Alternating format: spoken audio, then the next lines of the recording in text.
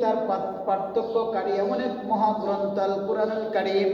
এই জন্য আল্লাহ পাক রব্বুল আলামিন বলেন, কামা কুতিবা আলাল্লাযীনা মিন ক্বাবলিকুম লাআল্লাকুম তাত্তাকুন।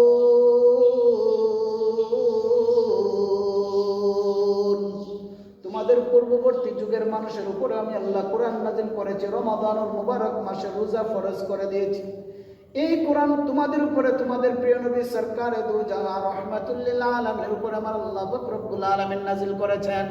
এমন পবিত্র একটি সম্মানিত একটি মাস, এই মাসে আল্লাহর হাবিব রাহমাতুল লিল আলামিন বেশি বেশি করিয়া ইবাদত বন্দেগী করতেন।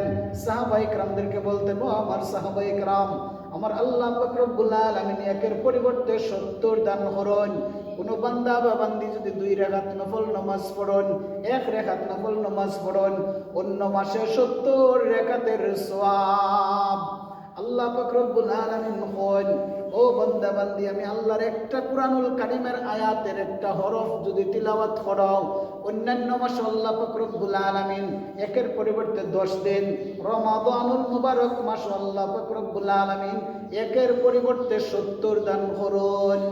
আল্লাহ পাক রব্বুল আলামিন বলেন, রমাদানুল মুবারক মাসে কোনো বান্দা বা বান্দি যদি 1 রাকাত ফরজ নামাজ আদায় করেন, অন্যান্য মাসে 70টা ফরজের সমত পরিমাণ সওয়াব দান করা হইব।